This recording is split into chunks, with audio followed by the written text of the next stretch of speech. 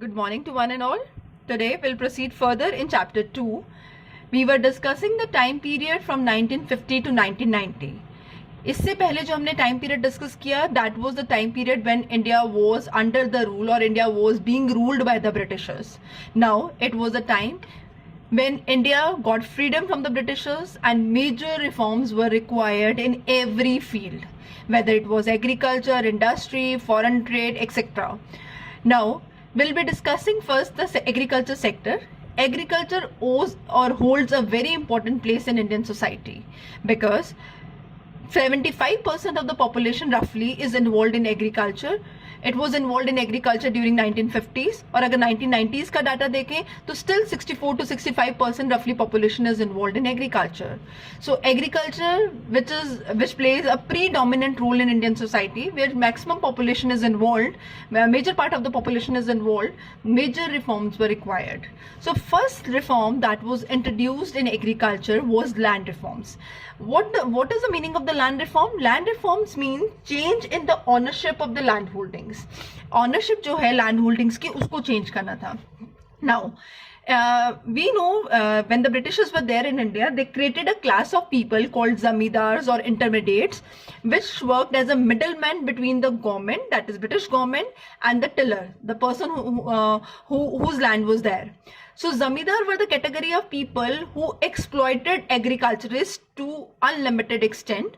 They took all money from the agriculturists, and the agriculturists were made to work on the land for the whole year, but they were not having enough money even to feed up their families. Even after doing a lot of hard work for the whole year, they were not earning that much which could be enough to feed up their family.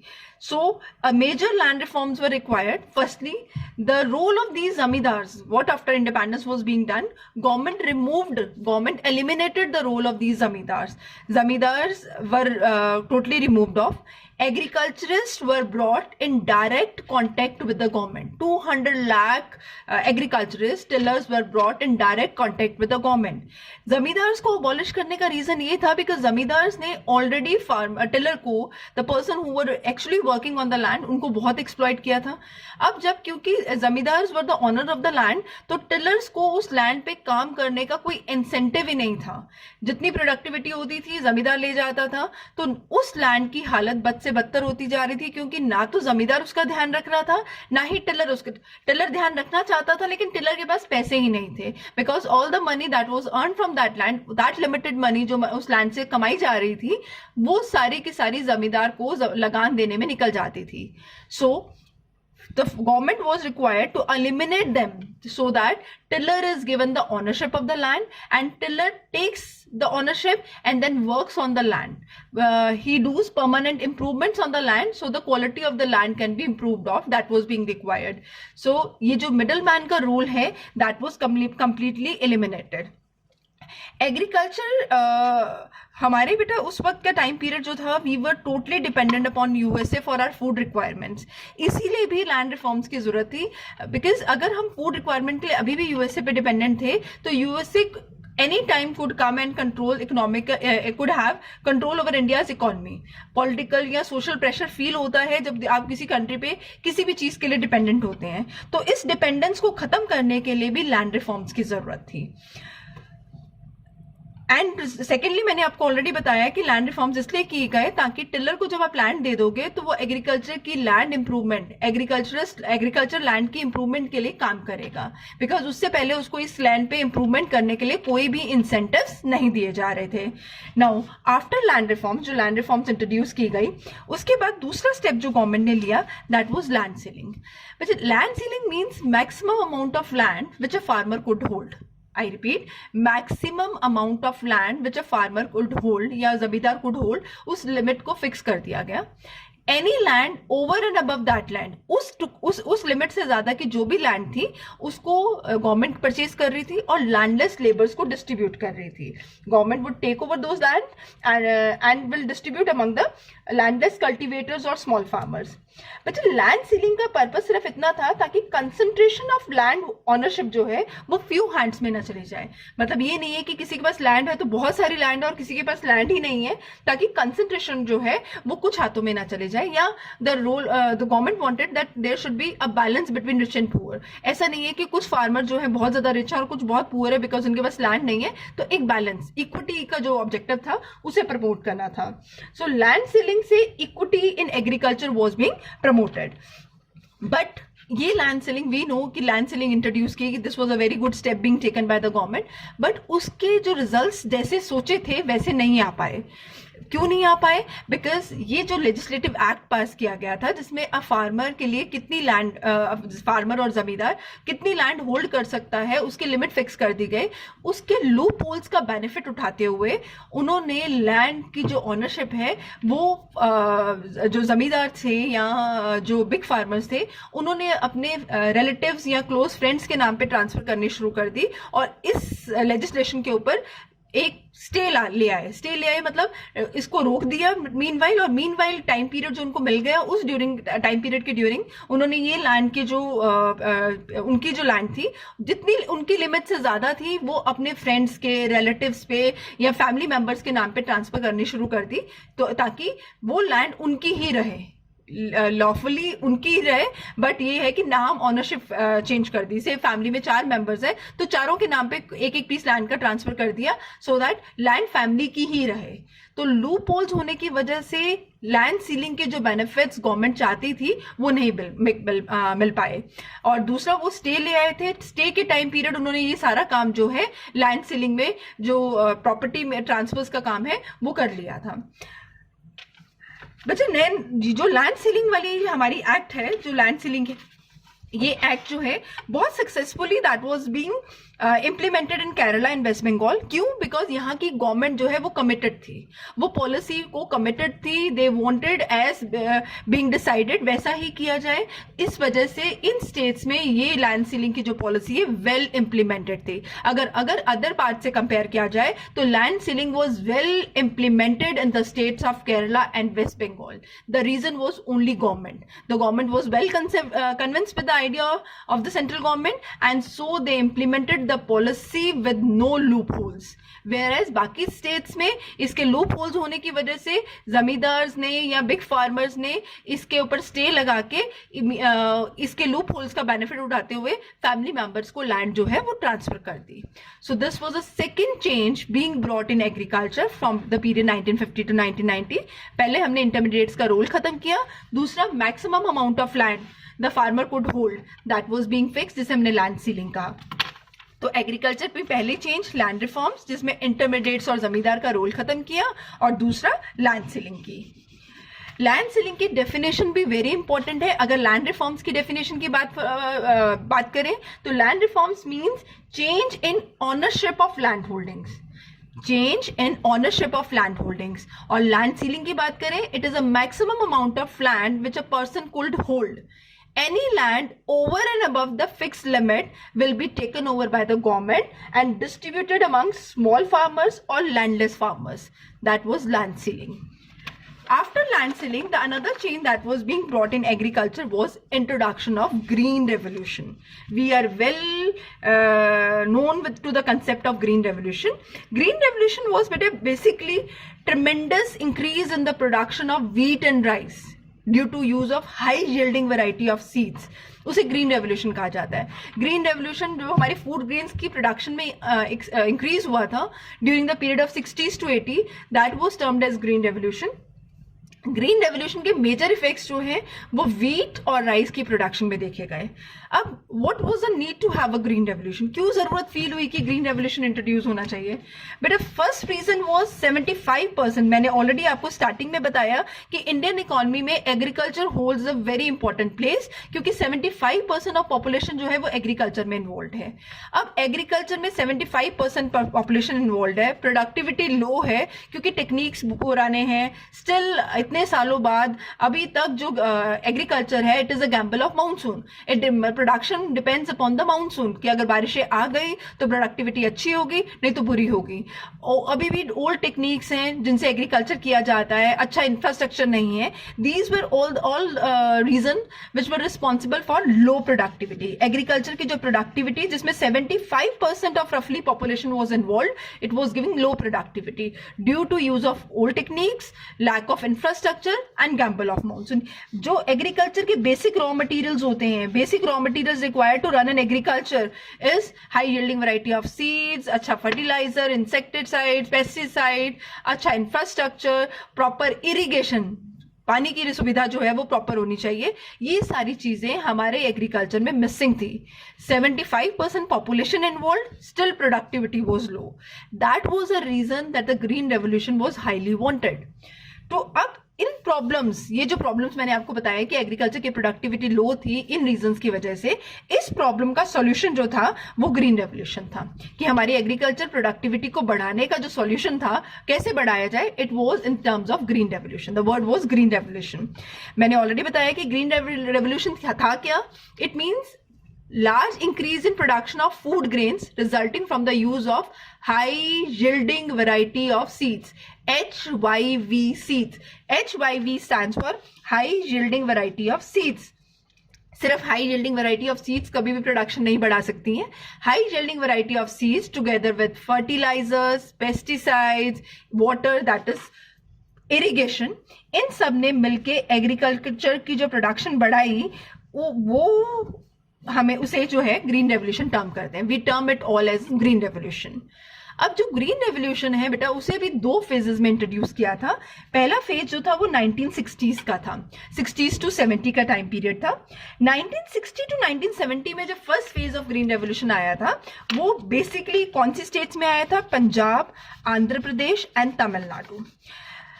इस phase में इसे limited states ने adopt किया था या limited states में imply किया गया था. वाई? बिकॉज जो आपकी ग्रीन रेवोल्यूशन की टेक्निक थी, high yielding variety of seeds थे, फर्टिलाइजर्स, पेस्टिसाइड्स थे, दे वर कॉस्टली इनफ. तो ये सारी स्टेट्स की अफोर्डेबिलिटी में नहीं थे. इस वजह से इसके रिजल्ट्स देखने के लिए initially it was introduced in Punjab, Andhra Pradesh and Tamil Nadu. Second phase में इसको बाकी स्टेट्स में इंप्लीमेंट किया गया. बहुत सारी और स्टेट्स जो है वो इन्वॉल्व हुई. अब जो है इनको फार्मर्स को इस टेक्निक को अडॉप्ट करने के लिए गवर्नमेंट ने लोन्स एंड सब्सिडीज प्रोवाइड की, क्योंकि ये अपने आप में जो टेक्निक थी नॉर्मल टेक्निक से कॉस्टली थी. फार्मर इसको विदाउट सब्सिडीज या without loan help from the government इसे अडॉप्ट नहीं कर सकते थे. तो सेकेंड फेज में जब ग्रीन रेवोल्यूशन को बाकी स्टेट्स में इंट्रोड्यूस किया गया, it was introduce by giving subsidy plus giving loans to use this technique. Now result, सबसे बड़ा रिजल्ट जो हमारा ग्रीन रेवोल्यूशन का है, दैट इज सेल्फ सफिशिएंट. ये हमारा गोल ऑफ प्लानिंग में वन ऑफ द ऑब्जेक्टिव भी था कि हमें सेल्फ सफिशिएंट होना है. तो सेल्फ सफिशिएंट वहां पे हमने अनाउंस किया था कि गवर्नमेंट का एक ऑब्जेक्टिव है कि सेल्फ सफिशिएंसी होनी चाहिए. हम जो अपनी फूड ग्रेन रिक्वायरमेंट्स के लिए अदर कंट्रीज लाइक अमेरिका पे डिपेंडेंट है, उस डिपेंडेंसी को कम करना है.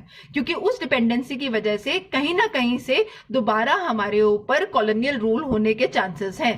तो हमने सेल्फ, क्योंकि फूड ग्रेन एक बेसिक रिक्वायरमेंट है कंट्री की, तो फूड ग्रेन्स की सेल्फ सफिशिएंसी हमें ग्रीन रेवोल्यूशन का रिजल्ट था. ग्रीन रेवोल्यूशन अडॉप्ट करते ही हमारी कंट्री में इतनी ज्यादा food grains like wheat and rice की प्रोडक्शन हो गई कि country was announced to be a self sufficient. Now country की जरूरतें कंट्री की फूड प्रोडक्शन से ही पूरी की जा सकती थी. नाउ बच्चे, एग्रीकल्चर में जो ग्रोथ होती है, if it is consumed by the farmer will not make much difference. Agriculture की जो ग्रोथ है, अगर सपोज करो एग्रीकल्चर प्रोडक्टिविटी 20% से बढ़ रही है और वो सारी की सारी फार्मर की फैमिली की रिक्वायरमेंट्स को पूरा करने में यूज हो जाती है, इससे ग्रोथ इन एग्रीकल्चर जो है we can not name it off. हम उसमें growth in agriculture find out ही नहीं कर सकते. प्रोडक्टिविटी बढ़ी लेकिन वो सारी की सारी एग्रीकल्चरिस्ट या फार्मर की फैमिली की रिक्वायरमेंट्स को पूरा करने के लिए यूज होगी. That is called subsistence farming also. But अगर आप एग्रीकल्चर प्रोडक्टिविटी से जो एक्सेस आपने प्रोड्यूस प्रोड्यूस किया है उसको फैमिली में ना कंज्यूम करके मार्केट में सेल ऑफ करते हैं, उसे मार्केटेबल सरप्लस कहते हैं। अगर आपने पहले से 2 Ghani bags of wheat produce कर रहे थे, आप 4 गनी बैग्स प्रोड्यूस कर रहे हैं और 4 के 4 फैमिली में यूज कर लेते हैं, तो उसे हम ग्रोथ टर्म नहीं करेंगे। ग्रोथ तब होगी कि जो 2 एक्सेस गनी बैग्स आपने प्रोड्यूस किए हैं उनको आप मार्केट में सेल ऑफ करते हैं और उससे जो पैसा कमाते हैं उसको हम मार्केटेबल सरप्लस में काउंट करेंगे। एक्सेस को मार्केट में सेल ऑफ करो और उससे जो मनी आएगी that is called marketable surplus and this contributes to growth in agriculture. इसे एग्रीकल्चर की ग्रोथ का रीजन मानेंगे। नाउ इससे अब इसका रिजल्ट क्या हुआ कि farmer started selling the product in the market and they generated marketable surplus. अब क्योंकि प्रोडक्शन बहुत ज्यादा थी, प्रोडक्शन ज्यादा होने की वजह से फूड ग्रेन्स के प्राइसेस जो इससे पहले वाले टाइम में बहुत ज्यादा हाई थे वो ड्रॉप डाउन हुए, जिससे फैमिलीज की रिक्वायरमेंट कम पैसे में पूरी होनी शुरू होगी और standard of living of the poor जो है वो इंप्रूव हो गया। It benefited poor section of the society, जो मैंने दूसरा पॉइंट लिखा है कि फूड ग्रेन्स के प्राइस ड्रॉप किए और पुअर सेक्शन ऑफ सोसाइटी जो है इससे बहुत ज्यादा बेनिफिट हुआ, क्योंकि अब कम से कम घर की जो जरूरतें हैं, बेसिक नेसेसिटीज हैं, वो हम आराम से या कम प्राइजेस में, अफोर्डेबल प्राइजेस में पूरा कर सकते थे। गवर्नमेंट ने साथ ही साथ बफर स्टॉक मेंटेन करना शुरू किया। बच्चे, buffer stock is the stock which is maintain to meet the emergency situation. Country में कभी भी ड्रॉट आ सकता है, कोई भी फ्लड्स आ सकते हैं, उस समय की रिक्वायरमेंट्स को पूरा करने के लिए गवर्नमेंट एक स्टॉक मेंटेन करके रखती है, जो गवर्नमेंट इस इमरजेंसी के टाइम में निकाल के यूज करती है, उसे बफर स्टॉक कहा जाता है। ये बफर स्टॉक भी गवर्नमेंट इसीलिए मेंटेन कर पाई क्योंकि हमारी ग्रीन रेवोल्यूशन की वजह से प्रोडक्टिविटी काफी बढ़ गई थी। तो फार्मर्स ने जो ये अपनी प्रोडक्टिविटी बढ़ाई उसको मार्केट में सेल ऑफ किया, इस सरप्लस को गवर्नमेंट ने खरीदा और बफर स्टॉक मेंटेन कर लिया। तो कहां हम एग्रीकल्चर के प्रोडक्ट्स के लिए अमेरिका पे डिपेंडेंट थे, कहां हमने सेल्फ सफिशिएंसी अचीव करते ही बफर स्टॉक मेंटेन कर लिया। दोनों ही मेजर रिजल्ट्स हैं, मेजर अचीवमेंट्स हैं ग्रीन रेवोल्यूशन की। एक तो सेल्फ सफिशिएंसी, दूसरा बफर स्टॉक। हमने अपनी कंट्री की रिक्वायरमेंट्स इंटरनली पूरी कर ली और दूसरा बफर स्टॉक भी मेंटेन कर लिया। नाउ आफ्टर दिस बेटा next we have is what are the disadvantages of green revolution. जब भी हम किसी चीज को डिस्कस करते हैं, कोई भी हम पॉलिसी इंट्रोड्यूस करते हैं, उसके एडवांटेजेस और डिसएडवांटेजेस होती ही होती हैं। पहली डिसएडवांटेज जो डिस्कस की गई that was disparities between small and big farmers. Difference between small and big farmers, बहुत ज्यादा गैप क्रिएट हो गया था। अगेन एग्रीकल्चर प्रोडक्टिविटी जो बढ़ी ग्रीन रेवोल्यूशन की वजह से, उसने बिग फार्मर्स को बहुत ज्यादा बेनिफिट किया, बिकॉज उसके पास पैसा होने की वजह से उसने इस टेक्निक को इजिली अडॉप्ट किया और इससे बहुत बेनिफिट लिया, और स्मॉल और बिग फार्मर्स के बीच में गैप फिर से क्रिएट हो गया था। दूसरी चीज, ये जो high yielding variety of seeds हैं, जिसे हम HYV सीड्स कहते हैं, they are much prone to pest attack. इनको कीड़ा बहुत जल्दी लग जाता है, जिसकी वजह से इसका ध्यान बहुत ज्यादा रखना पड़ता है।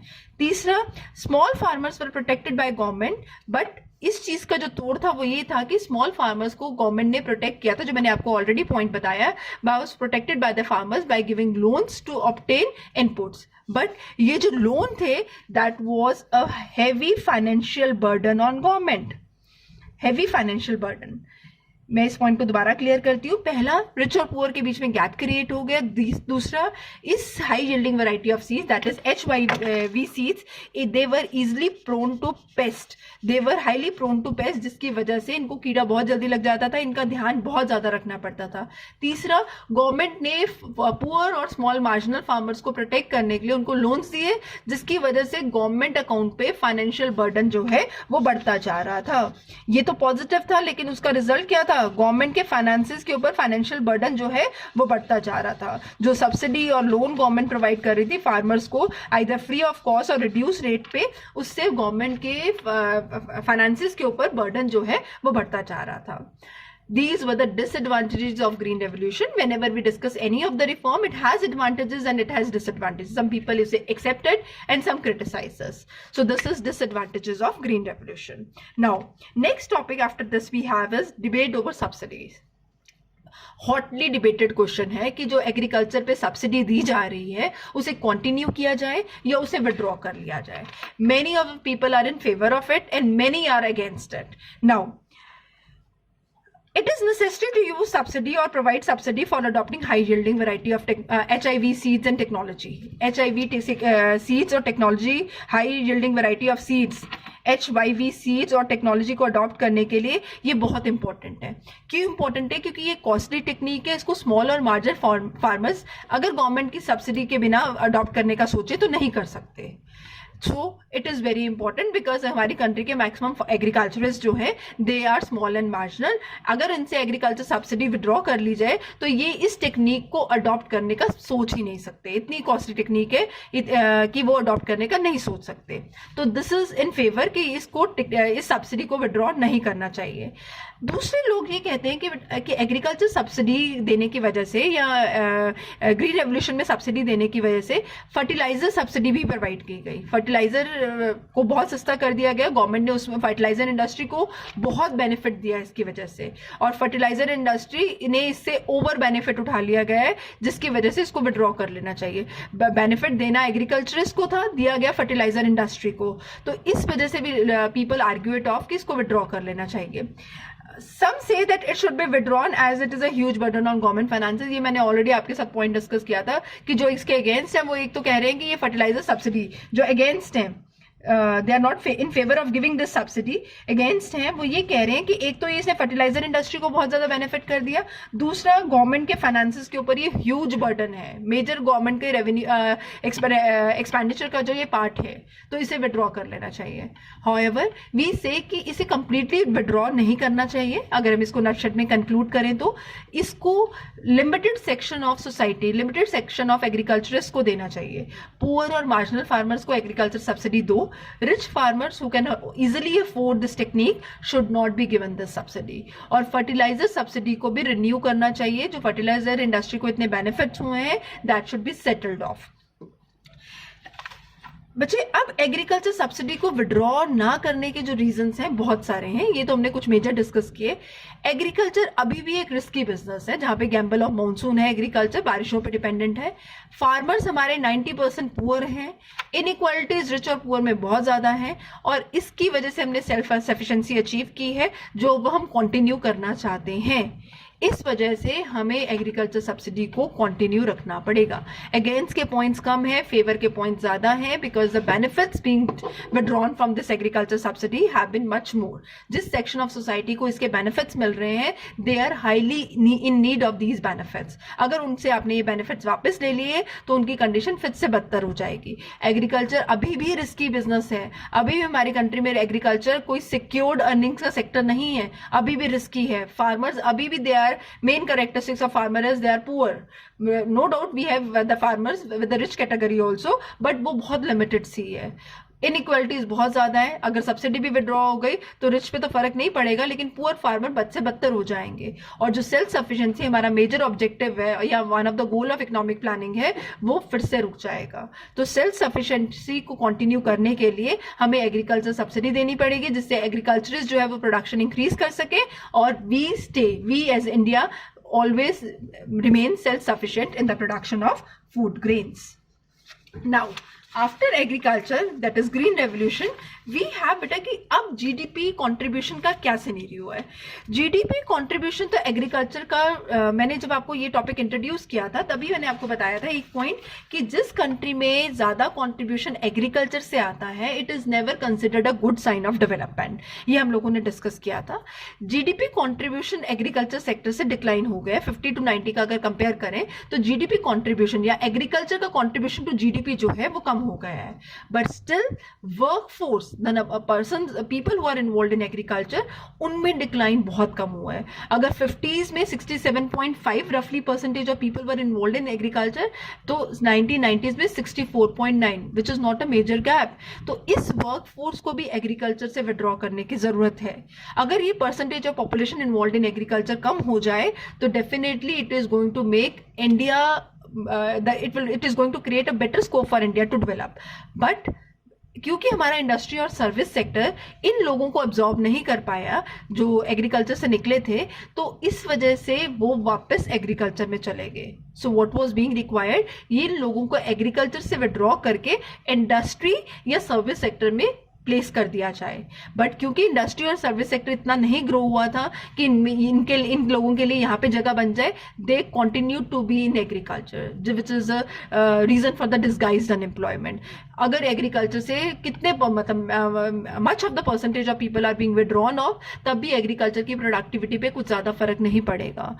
लोग इन्वॉल्व ज्यादा है, प्रोडक्टिविटी कम है। कुछ लोगों को अगर हम एग्रीकल्चर से निकाल भी दें तब भी एग्रीकल्चर प्रोडक्टिविटी उतनी ही रहेगी। They are just seen as that they are involve in agriculture, जबकि उनका contribution to the GDP is not there. तो दिस टाइप ऑफ अनएम्प्लॉयमेंट, जब लोग दिखता तो है काम कर रहे हैं लेकिन उनके काम करने से प्रोडक्टिविटी नहीं बढ़ रही है, ऐसी अनएम्प्लॉयमेंट को डिसगाइज्ड अनएम्प्लॉयमेंट कहा जाता है, जो हमारे एग्रीकल्चर का मेन फीचर है। So with this we come to the end of agriculture sector from 1950 to 1990. Major points अगर डिस्कस करें, पहली लैंड रिफॉर्म्स इंट्रोड्यूस की, जिसमें हमने सारे के सारे जमींदार और इंटरमीडिएट वो क्लास जो ब्रिटिशर्स ने क्रिएट की थी उसको खत्म कर दिया, ताकि फार्मर्स जो है direct contact with the government आ जाए। 200 लाख फार्मर्स जो है they came in direct contact with the government. दूसरा, लैंड सीलिंग, मैक्सिमम लिमिट जो है लैंड की उसे हमने फिक्स कर दिया गया। उससे ओवर एंड अबव की जो लैंड है वो जमींदार या बिग फार्मर से लेके लैंडलेस स्मॉल फार्मर्स या मार्जिनल फार्मर्स को डिस्ट्रीब्यूट कर दी गई। तीसरी जो मेजर चेंज हुई एग्रीकल्चर में वो ग्रीन रेवोल्यूशन की इंट्रोडक्शन थी, which is due to which India became self sufficient in agriculture production और Indian government buffer stock maintain कर पाई है। हम किसी भी इमरजेंसी में अपनी कंट्री के फूड ग्रेन से अपनी कंट्री की रिक्वायरमेंट्स को पूरा कर सकते हैं।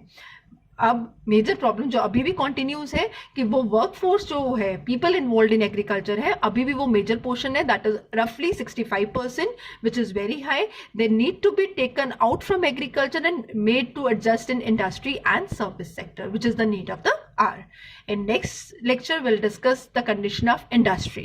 We know prior to this the condition of industry was not very good. What changes have come, what changes have been introduced in industry from the period of 1950 to 1990, that will be our next lecture. Thank you.